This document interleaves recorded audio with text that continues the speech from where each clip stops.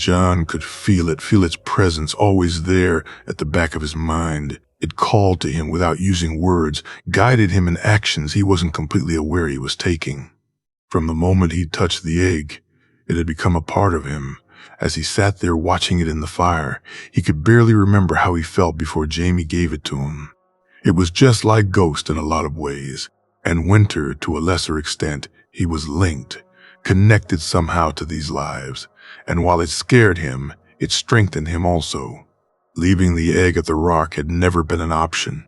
While the voices were no longer as clear, and he hadn't given it blood since those first few days, it still needed him, needed to be kept warm, needed to feel the fire.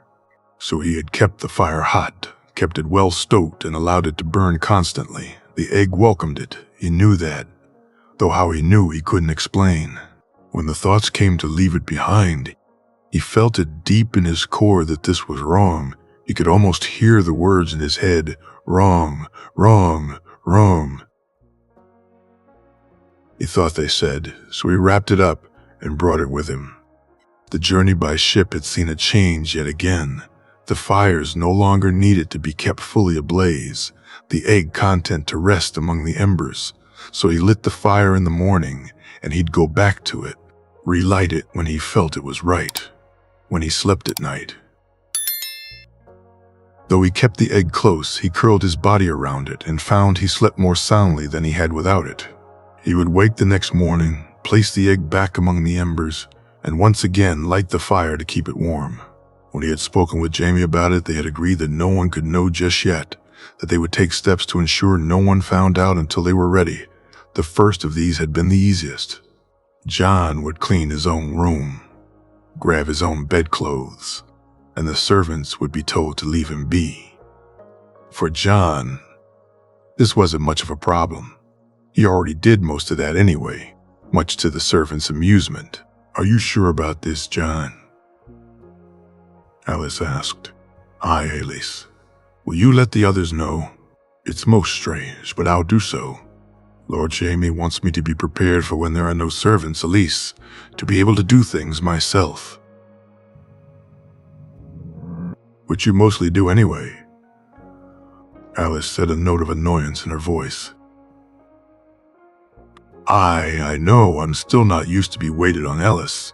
Besides, I'm sure they won't complain about having to look after another pampered lordling." "You're far from that," Alice giggled. While keeping servants from his room was easy, it was impossible to keep others from it. Jamie had given him one of the only keys, though, so when he was out, that wasn't a problem. However, when he was in the room, even locking it didn't keep people from it. Removing a section from the fire grate did allow them to place the egg in such a position that with the fire over it, no one would see. Something Jamie had ensured was done in his room here in the manse, so when he woke that morning, he began the same procedure over again. Placing the egg in the hollow, he lit the fire before getting dressed. Today would be a busy day. He had told Joy he'd take her to buy her a present, having forgotten to bring her the one he promised yesterday. The little girl had been devastated by it, not at the absence of a present, but at the fact he'd forgotten to bring her one. "John present," Joy said, giggling when he entered the hall. "Joy, give him time to sit first," Garion said, smirking. "No, Papa. Present, then sit," she said, looking to John expectantly. He didn't know what to do. He'd completely forgotten he'd promised her a present.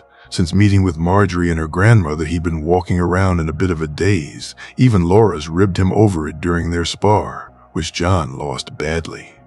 "I'm sorry, Princess, I forgot," John said softly. Truth being his best option, he thought. The look on the girl's face was something he hated. She went from confused to sad, so quickly that John didn't even have time to make an excuse. He moved as fast as he could and knelt down beside her, trying anything to remove that look from her. "But I'll make it up to you, Princess. How about tomorrow we go for a ride?" "No, John, no apples, no ride," the girl sadly said. "We can go on Winter, Joy. Then we can go get your present." The little girl just looked at him. "We can go see Marjorie too. You'd like that, wouldn't you, Joy?" John asked hopefully. Margie not here, John, Joyce said, shaking her head. Not now, but we can see her tomorrow. All right, Princess? Morrow, Joyce said. Promise? She looked at him questioningly. Aye, Princess, I promise, John said, and was so delighted by the little girl's smile, he grabbed her up and started swinging her round, not caring that Jerian sat smiling while shaking his head at him. So what if he was a pushover? When it came to joy, it was more than worth it to make the little girl happy. He locked the room after leaving, Ghost walking beside him. The wolf had scratched at the door earlier that morn to be let out for some reason, and John was happy he'd come back. Despite his tendency to cause trouble in the city, it would be far safer to have him with them when they met up with Marjorie. Tyrion. Tyrion looked over the list Jaime had given him. Some of the names surprised him, others not so much, but those that couldn't be trusted far outweighed those who could. He had been surprised to find out his brother had bought a tavern, and just like he had in Lannisport, had filled it with people they could trust. Even though imitation was the sincerest form of flattery, the fact his brother had taken one of his ideas and used it reinforced his own opinion on its merit. As he entered the tavern, he could see that two of the men who sat in the back were Lannister guards. They and two others rotated here, allowed to eat and drink but never get drunk on duty. They were there should the need arise to both protect the tavern and to ensure that spies quickly got the message they were not welcome here. The tavern keeper and the serving girls had an even more important job. They allowed Jaime's people to come and meet and ensured no one bothered them. Tyrion and his guards were immediately brought to a table at the back. As he sat down, he noticed the design of the table was unique. It allowed no one to see underneath. He smiled, a message drop. The table had the best view of the tavern itself, wasn't overlooked, and should anyone approach, they'd be easily dissuaded. How may we help you, my lord? A large, buxom, dark-haired girl asked. Some wine and whatever your best luncheon fare is. Tyrion smiled as he ordered. It didn't take long before the wine arrived, and Tyrion was happy at the quality. Perhaps something kept aside for the owners, he pondered, before the meal arrived. Tyrion and his two guards ate their fill of a rather delicious meat pie with roasted potatoes, all served with an onion gravy. He drank his wine slowly as he waited for the man to arrive.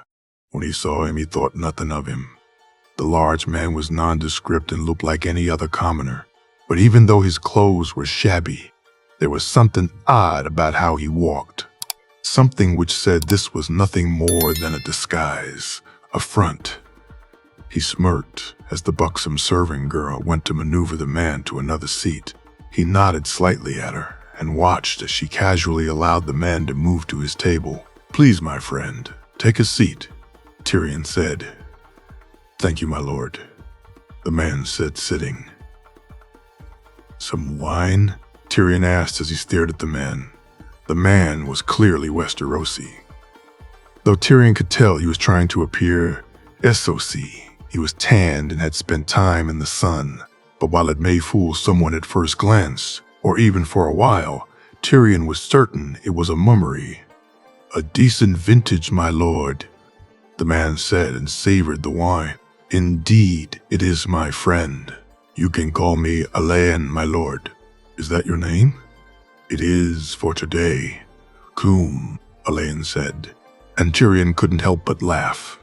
Then you can call me Tyrion, he said as Alan nodded.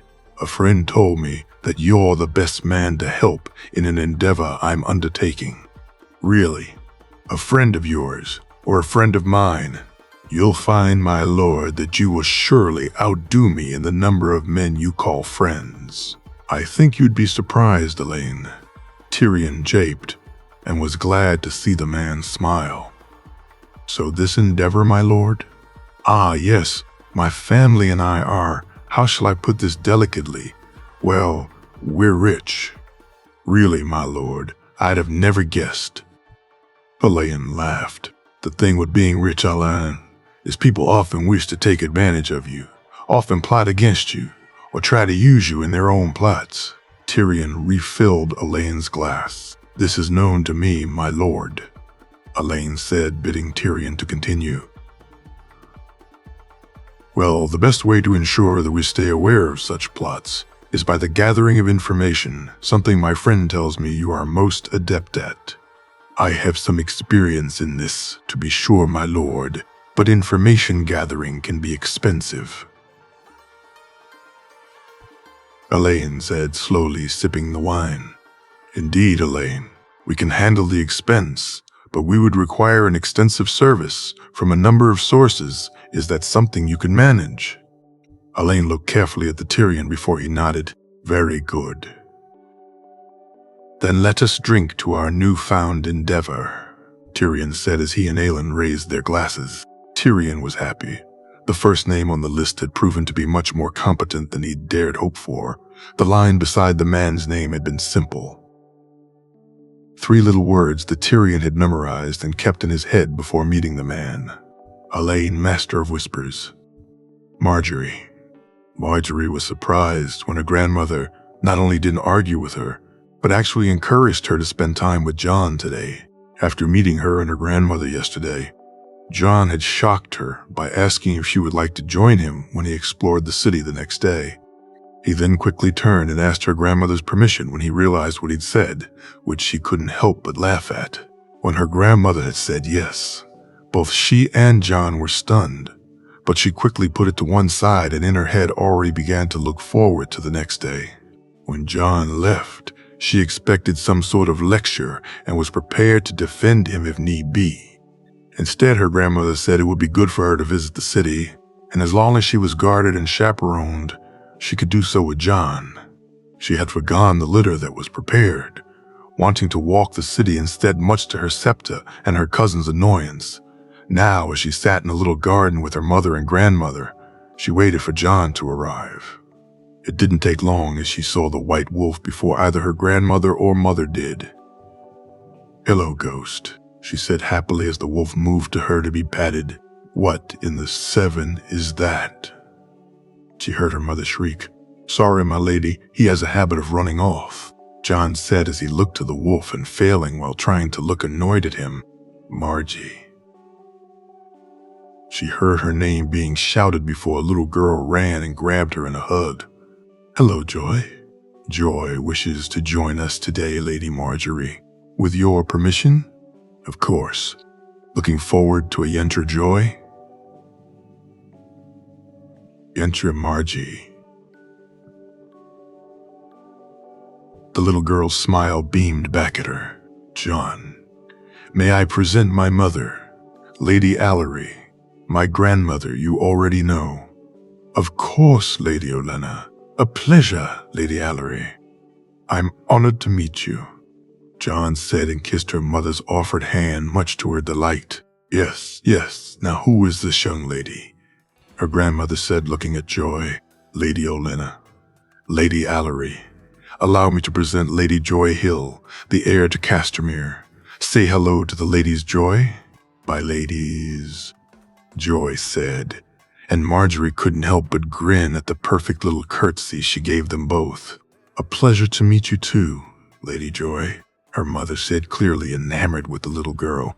She looked to her grandmother, who had a curious little smile on her face and would have wondered what that was about, but her mother's voice caught her attention. "Is Loras not with you, Jon?" Allery said, looking around for her son. "I'm sorry, my lady. He's with Lord Jaime today. I believe they're meeting with the Hand." "Are they indeed? Well, at least one of my family can get a meeting with the damn man," her grandmother said pointedly. "What this I hear about the king disrespecting my grandson, young Snow?"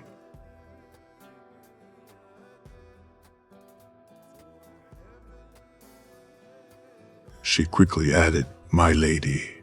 Jon looked at her grandmother confusedly.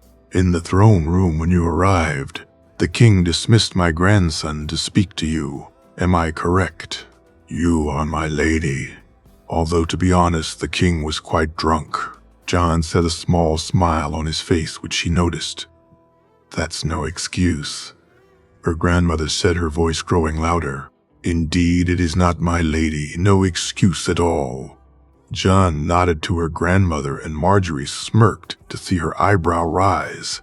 Well, we should be off, grandmother, Marjorie said, walking over to kiss each of them on the cheek. Bye, ladies, John said with a bow. Ladies, Joy mimicked him before curtsying again. She laughed as John quickly moved his head to the right, and Ghost immediately jumped up from where he'd been sitting and ran to the door. Her mother jumped in surprise, having quickly forgotten about the quiet wolf. I'm sorry about bringing Joy with me. Marjorie, I messed up and forgot her present yesterday. That's quite all right. Just John. Having Joy with us will be fun, she said before her smile turned lopsided. Although whatever could have been on your mind to forget her present. She laughed at the blush that appeared on John's face, even though her heart raced at the idea that he was thinking of her. No, Ghost, slowsy, Joy shouted as the wolf began to race off. Yes, Ghost slowsy, Marjorie said, giggling, and Joy nodded her head before looking to John. Ghost, he said, raising his voice, and the wolf slowed before tottering back to them. Good boy, Ghost. Joy patted his head. Yes, today would be a fun day, Marjorie thought as they left the keep. Jamie had hoped not to have to come back to the Red Keep before the night's feast. It was supposed to take place the night before, but apparently the king took ill, though given how drunk he was at their presence. But the missive had arrived at their residence that morning. The hand wished to see him, so here he was with Loris waiting to see John Aaron. He was glad John was not with him today. He had smirked when his king had asked his permission to spend the day with Lady Marjorie. He had almost wanted to tell him he couldn't just for the fun of it, but had decided against it after what had happened with Joy. So he allowed him and Joy spend the day with Marjorie, and Loris was to instead accompany him on his duties for the day. Loris was delighted at the honor, and he was glad to see the two boys had made up and were back to being the best of friends. You need anything, my lord? Loris asked, standing stiffly to attention. No, I'm good. Not sorry you're missing the day with John, Joy, and your sister. No, my lord, much prefer to do this. The boy set a forced smile on his face, showing he was only half telling the truth. Well, we shall have to get some spars in then, won't we, Loris? Aye, we should, my lord. Loris said, his smile beaming now. They waited for a few more moments, the time seeming to move more quickly than he thought it would. He looked around the Hand's outer office. 20 years his father had spent here, give or take, and yet Jamie had visited it rarely. It had been a much larger, more imposing place to the young Jamie, where now it was simply a room. Nothing special, nothing noteworthy. Even the falcon sigils seemed dull to him. My lord, Lord Aaron will see you now. Very well. The steward led him into the room, and Jamie was surprised to see a man sitting with Lord Aaron. The man was wearing a black silken doublet, interwoven with gold threads, a silver mockingbird pin on his lapel. So John Aaron had brought the Master of Coin to this meeting. What could it possibly be about? He wondered laughingly. Lord Jamie. May I present Lord Baelish, the Master of Coin. Lord Han, Lord Baelish, Jamie said and took his seat, Loris moving to stand at his right shoulder. Jon Snow. Not with you, my lord. I had so wished to meet the bastard of Winterfell. Baelish set a smirk on his face. Jon has duties elsewhere today, Jamie said, noticing Loris's stance stiffened beside him. My lord, I know you must wonder why I asked to see you, Jon Aaron said quickly, shutting down any further discussion on Jon. No, my lord, I know exactly why you've asked to see me, although it really should be my brother you speak to on such matters, but best not dwell on the proprieties. My lord, my answer remains the same, Jamie said. My lord, surely you can see the benefit in helping the crown out. Why, even for a family as rich as yours, there is much we can do to help. Baelish said, and Jamie was really starting to dislike the way the man's Weasley voice sounded. Baelish Brock. Indeed there are, my lord. But as I told Lord Aaron not more than 2 years ago, I needs must see to my lands before I moved resources to anywhere else.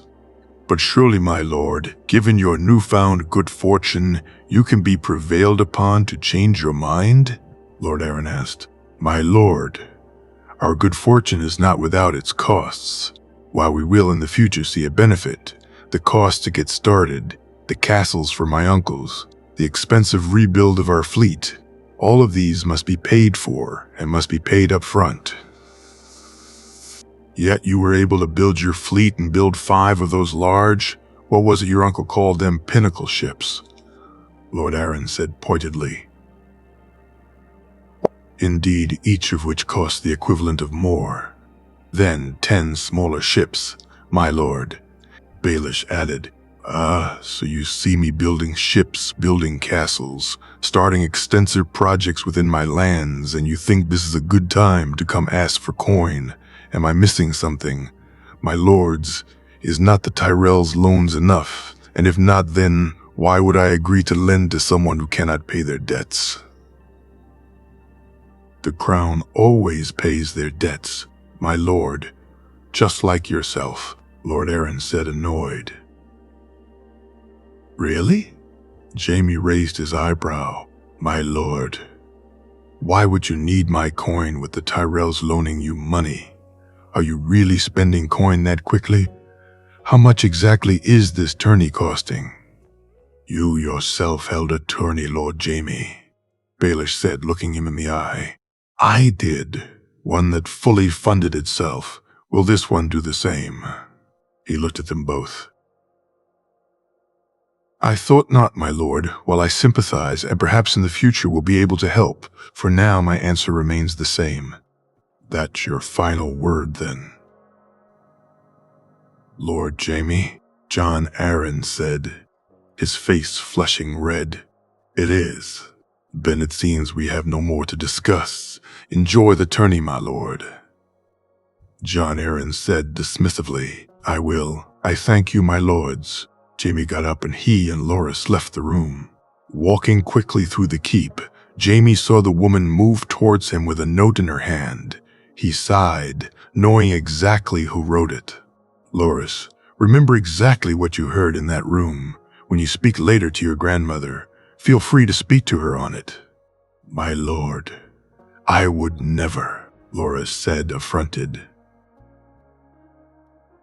I wish you to Loras. I know you'd not betray a confidence. But this, your grandmother should be aware, you understand? I do, my lord. Good lad. The woman arrived just as he finished speaking to Loras. My lord, from her grace. I thank you, Jaime said, taking the note. He and Loras walked from the Tower of the Hand, passing a glowing torch. Jaime held the note to it and watched it burn, Loras looking at him in confusion. Sisters Loras can sometimes be most annoying, he said, and both he and Loras laughed. Barristan waited until he saw the imp and his entourage leave. He then entered the tavern and went to sit with Elaine.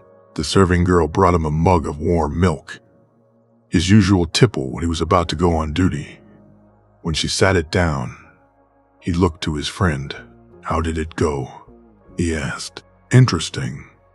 Though why they wish to play this game I know not. They have reasons. When I can, I'll share them with you, Elaine. Well, the imp's clever ill give you that. Thought he recognized me for a bit there. Jaime knows what he's doing, putting him in charge. Are you sure about Jaime? I mean, we know what he did.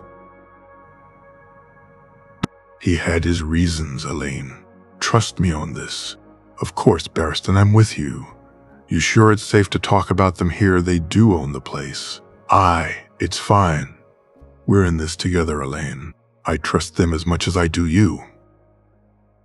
He watched as Elaine nodded, then ordered another drink and some bread and cheese. He wasn't really hungry, but he liked to spend time with his old friend, and he looked forward to being able to spend more time with him properly, without the secrets and lies. You competing in the joust, Barristan? I bet you wish you could. I could be a mystery knight, you know. Elaine laughed. You don't have the build for it. The knight was much smaller than you, Barristan said, and both men nodded sadly. Aye, a far better rider too. Indeed, Elaine, this thing, it needs to be done right. A full service, you understand. It won't end here. It'll be expanding in time. Be careful, my friend. Watch out for spiders and webs.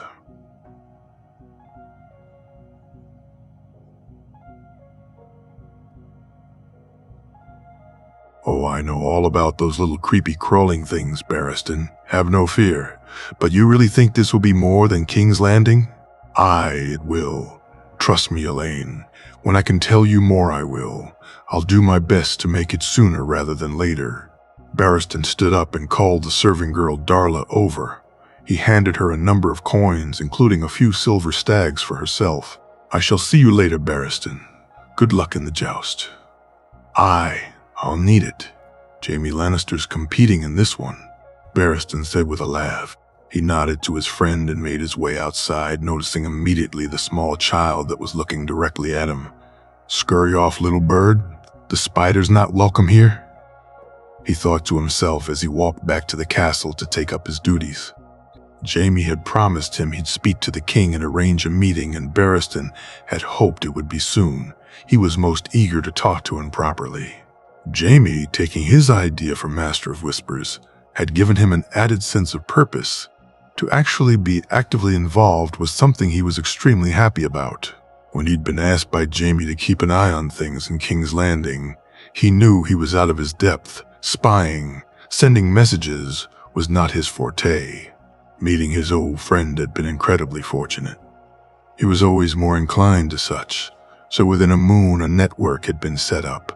How big it was now he did not know. As he walked, he laughed at the name his friend had came up with for it. The spider had his web in little birds, but Elaine was a man with a flair for the dramatic, and so the Order of Skulls and Kisses had been born. He looked forward to telling the king of his friend, to being able to tell his friend that Rhaegar's son lived, but mostly he looked forward to taking his knee and pledging to serve a just and honorable king. Jon. Walking around King's Landing with Marjorie and Joy was an experience he'd not soon forget, having fed Ghost at the first stall they'd come to, anything to keep the wolf from running off and causing mischief.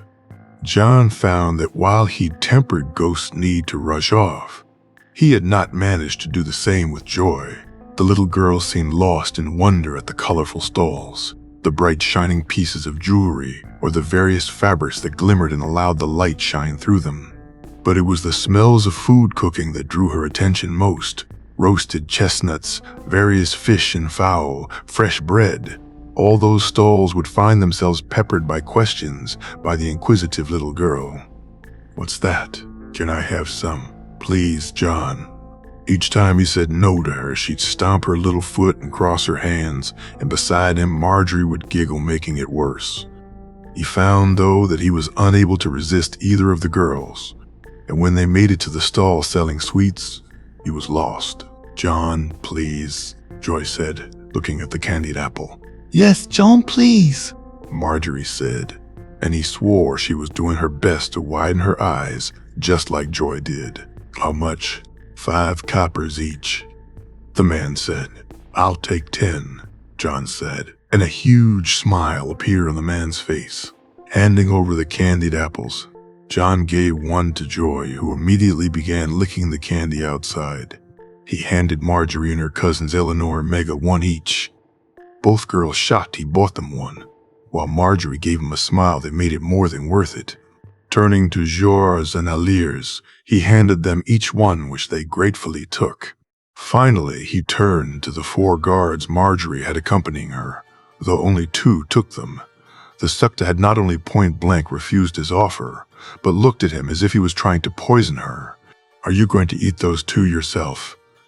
Just Jon, Marjorie said, and Jon couldn't help but laugh at the piece of candy stuck to her nose. He reached out and took the small piece of candy from her nose, and when she saw it, she blushed, which to Jon only made her look adorable. He handed her a small handkerchief which he'd had made, and when she finished wiping her face, he told her to keep it.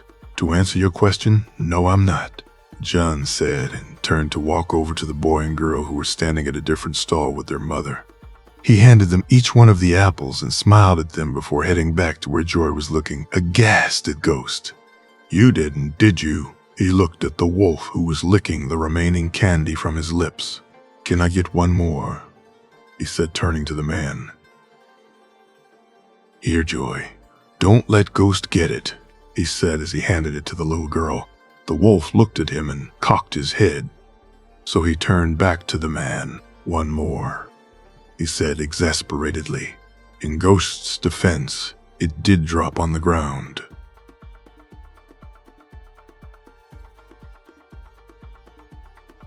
Marjorie said, and John laughed before walking over to Joy. Want to feed Ghost, Joy? He handed her the apple, and the wolf gently took it from her. Yummy, Ghost,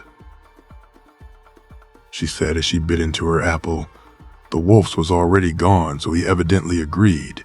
After leaving the stalls, they spent the rest of the day just looking at the sights of King's Landing. Once again, John's attention was drawn to the poorer part of town, and while this time he did have coin with him, he didn't wish to risk Joy running off while down there. Marjorie, your family supplies food, does it not? We do, John. Why do you ask? I was wondering if I could purchase a large amount. Really? Why? Marjorie asked, a little confused. Those people, down there, Flea Bottom it's called. I've seen a little of them and they don't have much, so I thought if I could do something for them, then I would, John said softly. Marjorie looked at him, and John couldn't place her expression. Did she think he was a fool? Was this not what someone should do? I'll speak to my grandmother when I get back. I'll arrange it. I'll organize the payment and the other details, John said, smiling. Whoa. That won't be needed. We'll donate the food. I'll see to it. Marjorie, I didn't want. You have to allow me to pay for it. No. You're right, John. Those people could use some help. We should help them. She looked at him. Her brow creased, making her look even more determined. How about a compromise, then? Go on. Well, how about I pay for an amount of food, and your family matches it with an equal donation? She looked at him for a second before smiling brightly. Yes, that's a wonderful idea. I shall speak to my grandmother later. Are you hungry? I don't know. I suppose I could eat. Eleanor, Mega, are you hungry? Marjorie turned to her cousins. We could do with some luncheon, Eleanor said as Mega nodded in agreement. John had walked to where Ghost was pointedly staring at a hole in the wall, Joy standing beside him. He saw the wolf's haunches were tensed and quickly picked Joy up to swing her away from the wall, her laughter causing Marjorie to look to them. Out of the corner of his eye, he saw as Ghost pounced on the very large rat that stupidly picked then to leave his relatively safe hole. Want to get some desert, Joy? He asked, knowing she'd have said no to dinner. Really, Margie coming too, John? I am, little princess, Marjorie said as she tickled Joy. No, John. Stop, Margie. The girl squirmed in his arms. After eating, with Joy starting to feel tired, they made their way back to the Red Keep. Standing outside, they said their goodbyes and promised to see each other that night at the feast. I had a really nice day. Just John, Marjorie said, her smile beaming. As did I, just Marjorie. He smiled back at her. Will I see you at the feast later? Aye. Will I get a dance this time? She raised her eyebrow. We can't, Marjorie, not in the hall. He saw her face drop. But perhaps we could sneak off somewhere. Fine, I'll hold you to that, she said, smiling brightly at him.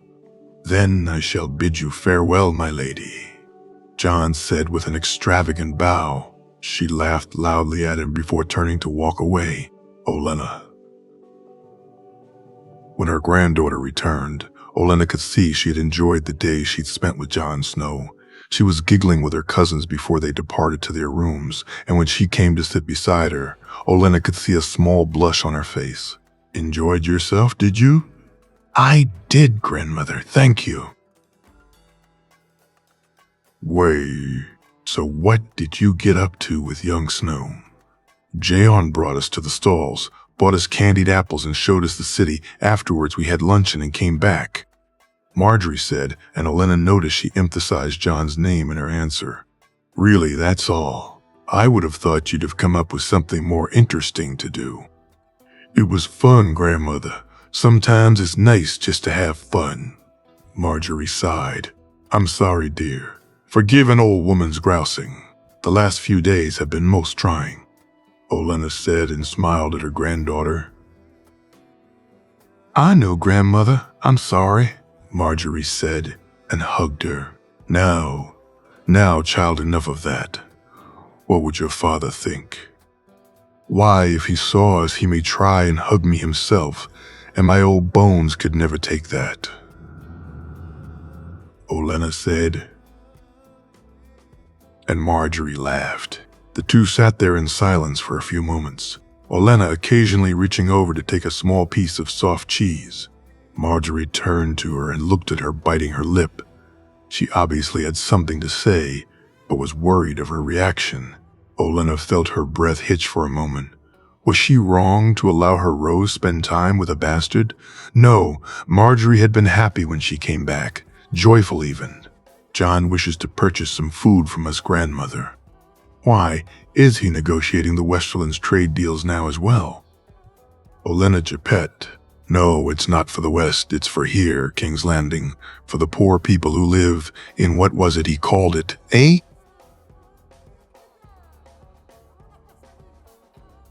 Olenna shook her head. This didn't sound right. Why would a bastard want to buy food for people he didn't know? What was the angle here? What was she missing? I'm sorry, dear, but surely if he wished to purchase food for some people, and what was it you called it? Flea-bottom, grandmother. Yes, Flea-bottom. Surely if young Snow wishes to buy them some food, he could just go to a store or stall or something. Olenna knew that he obviously wished to buy a larger amount, but she was stalling for time, trying to make sense of this. Jon wishes to purchase more than a little food, grandmother. The annoyance and her emphasis on the bastard's name both even clearer this time. Very well then, I shall speak to John about this, Olenna said, and noticed a smile on her granddaughter's face when she called the bastard by his name. I think we should match the order, grandmother, Marjorie said, catching her by surprise. Why would we do that, dear? I believe John wishes to make a donation to the poor in Flea-bottom. We should do it too. It will show people that we care about them also. Olenna inwardly smiled. Very good idea, she thought. Oh, how her precious little Rose was coming along. Make the people love you, Marjorie, and then you'll be a queen for certain. I think that's an excellent idea, child. In fact, not only should we match it, but perhaps you could help hand it out. Allow the people see it was your idea, to see that you care for them. I will. I'll ask John at the feast. We can do it together, Marjorie said, and Olenna grimaced. Perhaps you should do this alone, Marjorie. After all, it was your idea, was it not? It was John's idea, grandmother. I just added to it. We'll do it together, Marjorie said, and Olenna admired the determination in her voice. Very well, my dear. I'm sure you know best. Thank you, grandmother. I'll go and get ready for the feast. I've yet to decide which dress to wear, and mother wishes to see to my hair. Marjorie got up, and as she did so, a small handkerchief fell from the fold of her dress. Olenna bent down and picked it up. The silken material, a pale white with a blue rose woven into it. She handed it back to Marjorie and looked at her questioningly. A gift, she asked. I needed to wipe my face. John was gracious enough to lend me his handkerchief. I must have forgotten to give it back, Marjorie said, her face growing redder by the second. See that you do, my dear. We wouldn't like the boy to go without something so precious now, would we? Of course not, grandmother. Marjorie smirked as she put it back in her dress before leaving. Olenna took a sip of her wine. This would not do at all. She had wanted to get to know more about Jon Snow, had felt that, given Marjorie and his age, that nothing would come of them spending time together. But given how her granddaughter was acting, she was starting to think that it was a terrible idea. If only the boy had been born on the other side of the sheets, things could be different. But a bastard and a rose, no, this would not do at all. Jaime. After speaking to the hand, he and Loras had left the Red Keep and went back to the residence. There were things he should be doing in the capital, he knew that. But seeing that letter from Cersei, all he wanted to do was pick up a sword and hit something. So he and Loras had sparred. The boy had certainly gotten better over the last 2 years. He could really develop into something special, Jaime thought, even as he beat him yet again. I yield, Loras said as Jaime held the sword to his neck. You keep falling for that, Loras. When the sword comes in high, each time you try to react with a low counter. Each time you do so, you get caught. I know, my lord, but I've seen Jon do it, so I wanted to try to do it myself. Jon is faster than you. Loras, he's almost faster than I am. What works for him won't work for you. Instead of trying a low counter, what should you do? I should block and move back, Loras said reluctantly. Oh, good. Now try that, all right? Boy, aye, my lord. Jaime moved into position, lowering his sword to the ground. He tapped it once and they began. The first few exchanges were simple movements, meant to warm you up rather than win a point. After a while, he moved to hit the high blow. This time, Loras did what he told him. He blocked and moved back. Jaime allowed him to counter then and allowed the hit, watching the smile appear on Loras's face. While with Jon, he never allowed him win points he didn't earn. With Loras, he found the easiest way to teach him, to get a point across, was for him to show him the benefits by allowing his lesson to lead to a point win. You see much better, Jaime said. Aye, you're right as always, my lord. The two stopped and heard the sounds of people as they came in through the gate. When Loras saw it was Jon, he got ready to shout his greeting. Before he did,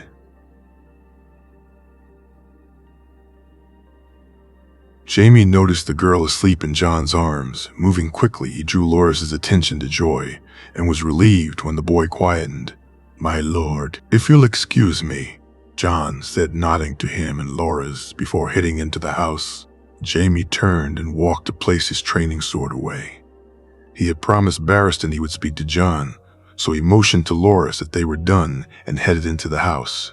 Walking down through the corridors, he headed to his room, giving Jon time to put Joy to bed before speaking with him. When he got to his room, he found his Aunt Jenna coming towards him from the opposite direction. Were you looking for me, Aunt? I was indeed. Well, let's go inside. I'm sure it's important, Jaime said. His smirk was not appreciated. The two headed inside and sat down. Jaime pointed to the wine and Jenna shook her head, so he poured out one glass for himself and waited to see what had brought his aunt to him. I've just heard the king's changed the rules on the duels, is that right? Aye, Aunt, it is. The final 8 will take part in a melee and he's raised the age to 4 and 10. Jenna sighed and shook her head. I want you to pull the boys out of the thing, Jaime. What? I can't do that, Aunt. Jon and Loras would never forgive me. Jaime, I don't want to see them hurt. They're too young to be taking part in a melee. I know that, Aunt. But the king's a fool and doesn't think things through. I'm sorry, but I can't pull him out. Jon's already told the king he'd compete. If he doesn't, then I don't know what the fat oaf will do or say. I'm worried about them, Jaime. Jaime, Jenna said softly. They'll be fine. Aunt, they'll work together if need be. And I'll speak to them beforehand. Make sure they don't take unnecessary risks. You really think they'd follow through on that? She said mockingly. It's the best I can do. Very well, but if they get hurt, it won't only be the king who will have to face me. Jenna said as she got up from her seat. As he watched her leave, he couldn't help but smile. While the thoughts of either of the boys being hurt was something he worried about and hoped would not happen, a part of him wished to see just exactly how Robert would cope when facing his aunt's wrath. He finished off his wine and decided to head to John's room. Hopefully, he would have settled Joy by now. When he got to the room, he knocked before trying the door and finding it locked. He called out for John and heard the boy move around in the room, so he waited a few moments for him to unlock the door. These arrangements were necessary, but he knew that both Tyrion and Loras were not happy about them. For different reasons. Both were trying to get to the bottom of why John alone locked his doors, both when he was in and out of the room. "Sorry, my lord," John said as he unlocked and opened the door. "It's fine, John. How was your day?" Jaime asked as he entered and took a seat. "Good, my lord. Actually, there's something I wish to talk to you about." "All right, go ahead." "My lord, I was wondering if I could loan some coin from you?" "Coin? For what, John?"